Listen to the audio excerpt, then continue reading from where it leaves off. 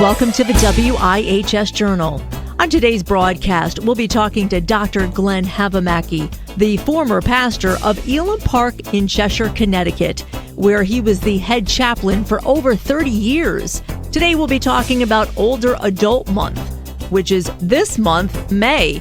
Today, he'll give us some tips and some suggestions how we can help our older adults in nursing homes and around us. Join us today for part one. Today he's in the studio. Today we'll be talking about something that's very important to him and should be to us. We're talking about Older Adult Month. In April 1963, President John F. Kennedy and members formed a meeting designating May as Senior Citizens Month. Now it's referred to Older Americans Month. Awesome to celebrate this in May. And so, Pastor Glenn, Dr. Glenn, tell us why that's so important to you. Well, for one thing, I spent about 35 years, actually a little bit more, in ministering to older adults. Started in a community ministry, left a church ministry to go into a ministry in New Bedford, Massachusetts called the Community Chaplain Service. And it was a point of change in my life that I didn't know was happening. God did. But a lot of that ministry was in nursing home ministry. And that was a bridge to Elam Park, where I never would have guessed that I'd spend almost 35 years doing that ministry.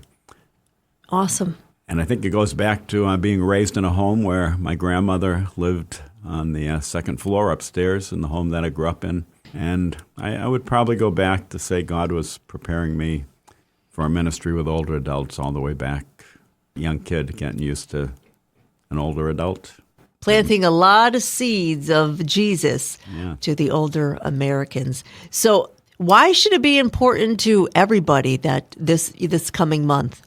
Well, for one thing, a lot of, whether we're talking about the church or the population in general, older adults are often neglected. Many lonely older adults who sometimes don't have families that look in and care for them.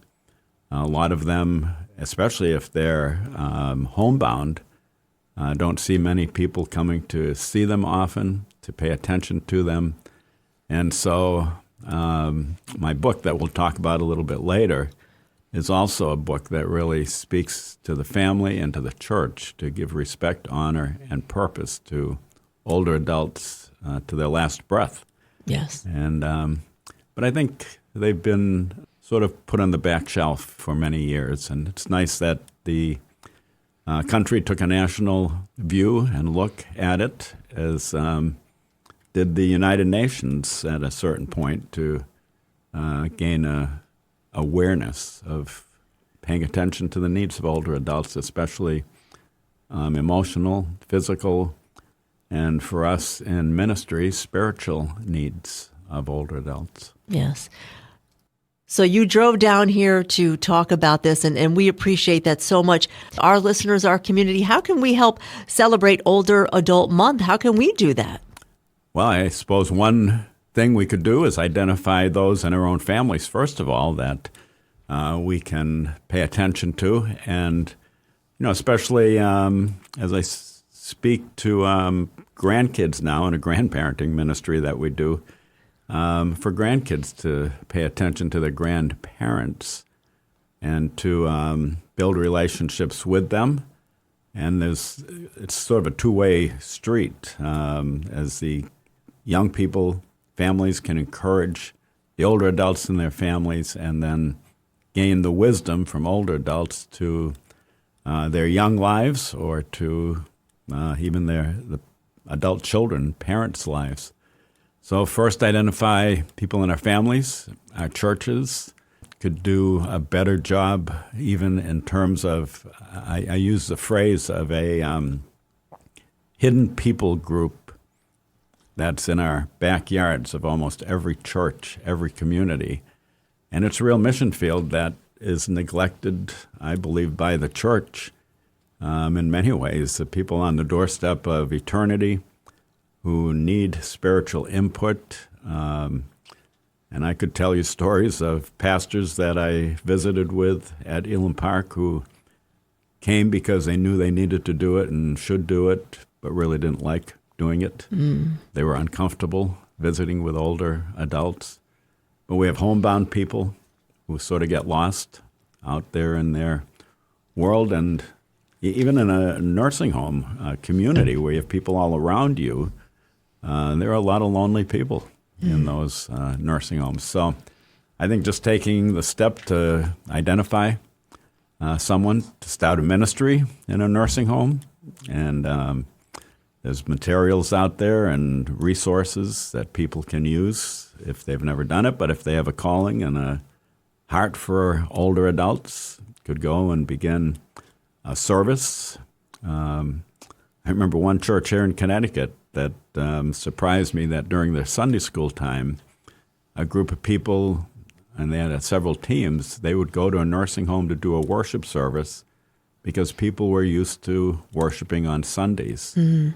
And a lot of times the worship services in nursing homes especially take place during the middle of the week because Sunday services are taking place. And I thought it was great that a group of people had an interest to meet the needs of the older adults who were geared into Sunday. Yeah. You know, we do Saturday nights now, and yeah, you're such an encourager. This man is a motivator, if you do not know Dr. Glenn Havamaki. We're going to switch gears right now, and he brought me this beautiful gift, and I love your new book. Well, it's not new. It's kind of refurbished. Beautiful cover, beautiful font, and it's called Trashed or Treasured, a short practical theology of aging. And I know you have some pearls of wisdom in this book from your 35 years of pastoral counseling with the older adults. Before we start diving into the book, maybe just tell our listeners the premise of this book, Trashed or Treasured. Well, the title came out of a family experience, actually, where we were cleaning out my grandmother's house after her death. Mm-hmm. And she was 95 years old, lived in the house all her life. Everything was either trashed, it was either rotted, ragged, rusted. Things were in tough shape. But there was a antique dealer in our town, who collected cloth and different things. And she would always say, "Bring me anything, because we can use stuff." She said, even if it's maybe an old communion dress of a child that has a tear in it or a hole. She said, we can sell it sometimes to the movie industry, and if they're doing a scene, they can put it out in the distance where nobody even sees the hole or the tear. And we used to test her out quite a bit. Yep. And so we had brought home a couch cover or blanket, bedspread maybe. And they were both in the garage, and I was going to the dump one day, and Sandy said, just bring it to the dump because nobody's going to want this. And we're going back and forth. Not really an argument, but we're having a good discussion about whether it should go to the dump or not to the dump. When our daughter came in, and she said, well, just give it to me. I'll bring it over to Debbie. Mm. And so she went over there, and she came back with $125. Mm. So what Sandy thought was junk and trash really turned out to be treasure. And that's where the title came from in my mind. I thought, man, we do the same thing with people. Wow. Many times. We, especially in older adults, you know, we wouldn't want to use the word that they're trash, but in a sense, they're sort of pushed aside and set aside and put in the back room or out in the garage or wherever. Not literally. But just set aside. And actually, there's a lot of treasure as you get to listen to their stories and the wisdom and, you know, what God has taught them through life, whether it be from a secular viewpoint or a spiritual viewpoint. And then I originally, speaking at a day of prayer in Hamden, and I had done a paper on a theology of aging for a denominational ministry that I was involved in.